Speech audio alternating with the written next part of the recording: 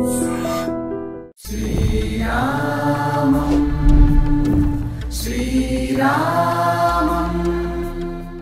మందిరం ఓపెన్ అవ్వబోతుంది అయోధ్యలో ఈ 22nd జనవరి 22nd.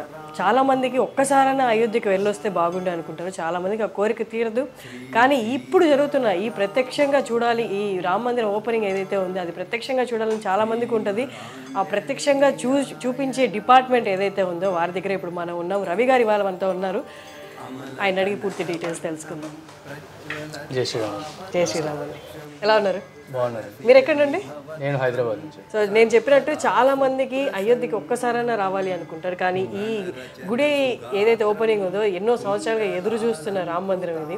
దీనికైతే జనాలు తండోపతండాలుగా వస్తారు, కొంతమంది రాలేకుండా పోయే ఛాన్సెస్ ఉంటాయి. సో వాళ్ళ కోసం ప్రత్యక్షంగా మీరు లైవ్ అయితే ఇవ్వబోతున్నారు. ఒక్కసారి ఆ రోజు ఎలా ఉండబోతుంది, లైవ్ ఎక్కడ చూడొచ్చు జనాలు, ఒక దాని గురించి అప్డేట్స్. ఆ రోజు లైవ్ లోపల గుడి లోపల అయ్యే ప్రోగ్రామ్ అంతా live Doordarshan ANI main feed ఉంటుందండి. అక్కడ నుంచి తీసుకొని మేము ట్రస్ట్ మా యూట్యూబ్లో కూడా లైవ్ పెడతాము. అది కాకుండా మీకు యూట్యూబ్ ఛానల్ నేమ్ శ్రీరామ్ జన్మభూమి తీర్థక్షేత్ర, ఇది trust name. So YouTube name కూడా అదే దాంతో ఉంది. అది కాకుండా మీకు టెంపుల్ లోపల కాకుండా బయట అయోధ్యలో ఎలా ఉంది, అసలు అట్మాస్ఫియర్ ఎట్లా ఉంది, ఇక్కడ ఆ జోష్ ఎలా ఉంది బయట అనేది కూడా మా యూట్యూబ్లో వస్తూ ఉంటుంది. మీకు ఏఎన్ఐ దూరదర్శన్లో ఓన్లీ లోపలదే ఉంటుంది, మాత్రం బయట కవరేజ్ కూడా ఇస్తారు. బట్ ఎన్ని లక్షల మందిని ఎక్స్పెక్ట్ చేస్తున్నారు ఆ రోజు జనం? ఆ రోజు మేమైతే కనీసం ఒక 5 లక్షల మంది ఉంటారు అని అనుకుంటున్నాం బయట నుంచి. కానీ దాని తర్వాత ఎవ్రీడే 3 లక్షల మంది వరకు వస్తారు. 22nd తర్వాత ఎవ్రీడే 3 లక్షల మంది మేము ఎక్స్పెక్ట్.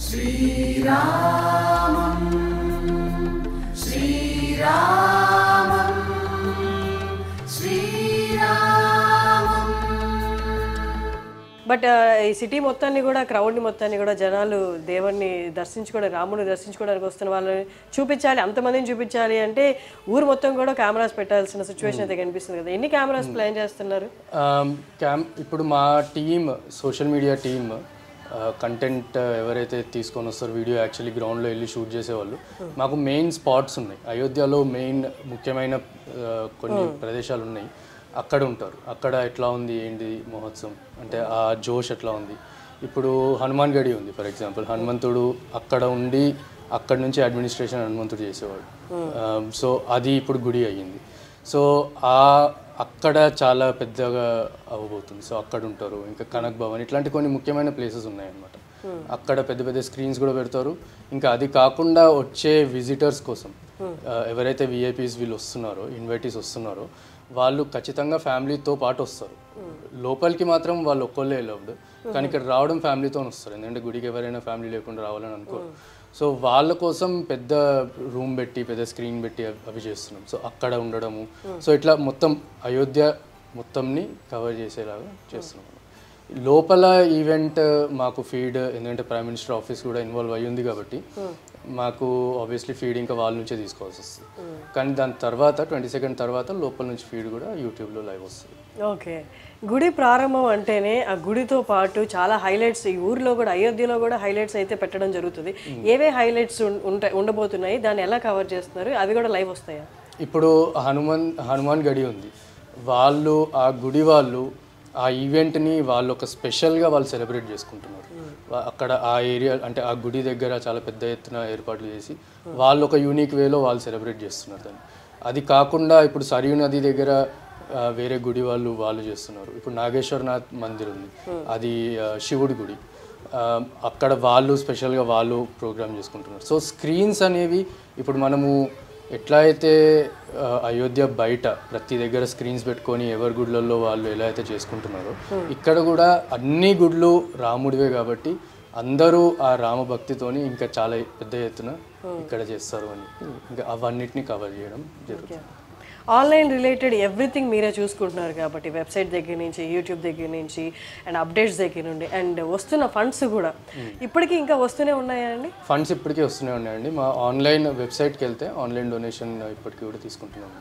ఇంకా 22nd అని చెప్పి ప్రాణ ప్రతిష్ఠ డేట్ అనౌన్స్ అయినాక ఇంకా ట్రాఫిక్ ఆల్మోస్ట్ డబుల్ అయ్యింది. ఓకే, ఇంకా డబుల్ అయింది. వెబ్సైట్ ట్రాఫిక్ అయితే డబుల్ అయింది. ఓకే, ఎక్కడెక్కడి నుంచి వస్తున్నాయి కూడా మీకు ఇన్ఫర్మేషన్ ఉంటుంది కదా ఫండ్స్? ఉంటుంది ఎక్కువ మటుకు. ఇప్పుడు మాకు ఆన్లైన్ డొనేషన్స్, ఇప్పుడు 2 types ఆఫ్ డొనేషన్స్ ఉంటాయండి. ఇప్పుడు బ్యాంక్కి వెళ్ళి చేసేవాళ్ళు ఉంటారు. Maximum with in the country అయితే బ్యాంక్కి వెళ్ళి చేసేవాళ్ళు ఎక్కువ మంది ఉన్నారు. మాకు బయట నుంచి అయితే ఆన్లైన్ డొనేషన్స్ వస్తాయి. సో మాకు ఆన్లైన్ అయితే మాకు డేటా ఉంటుంది, కానీ ఆ బ్యాంక్ డేటా అదంతా మా దగ్గర ఇప్పుడు లేదు ప్రస్తుతం. ఓకే, ఆన్లైన్ నుంచి మనకి ఆన్లైన్ నుంచి మ్యాక్సిమం US, UK, ఇంకా దుబాయ్ నుంచి మ్యాక్సిమం వస్తుంది. ఓకే, ఇప్పుడు దాకా ఎంత కలెక్ట్ అయిందో అది చెప్పగలరా? ఫిగర్ చెప్పొచ్చు అంటే స్టార్టింగ్ ఫిగర్ ఎగ్జాక్ట్గా ట్రస్ట్ రిలీజ్ చేయలేదు, చేయదలుచుకోలేదు కూడా. ఎందుకంటే ఇక్కడ ఇంటర్నల్ ఆడిటర్స్ ఉన్నారు, ఎక్స్టర్నల్ ఆడిటర్స్ ఉన్నారు. ఇక్కడ అంటే everything is transparent over here. We don't want to give out the number and for what ever reasons. కానీ రఫ్ అయితే అప్పుడు అభియాన్ అయినప్పుడు 3,000 to 3,500 crores వచ్చింది. దాని తర్వాత ఇంకో 1,500 crores వరకు ఇంకా ఎక్స్ట్రా అదనంగా కూడా వచ్చింది.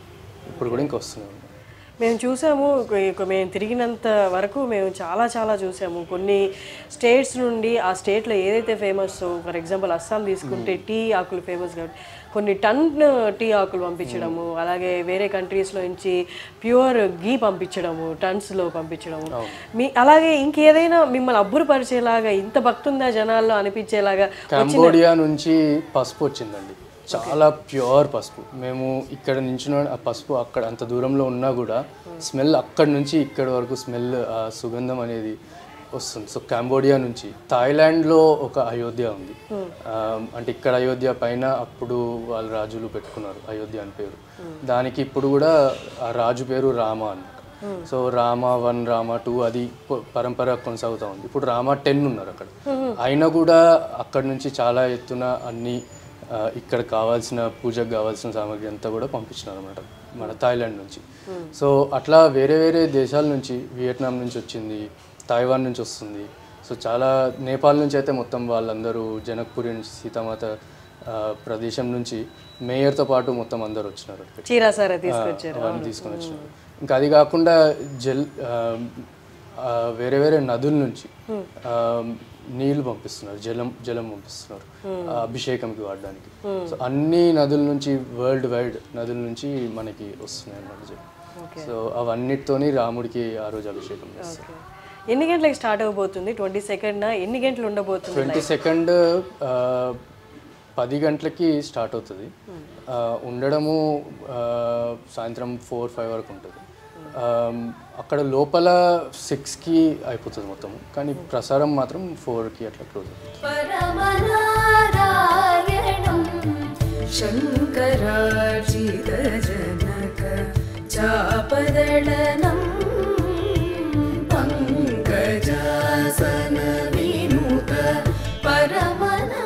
రిలేటెడ్ టు సెక్యూరిటీ, చాలా మంది సెలబ్రిటీస్ కూడా ఇన్విటేషన్ పంపడం జరిగింది.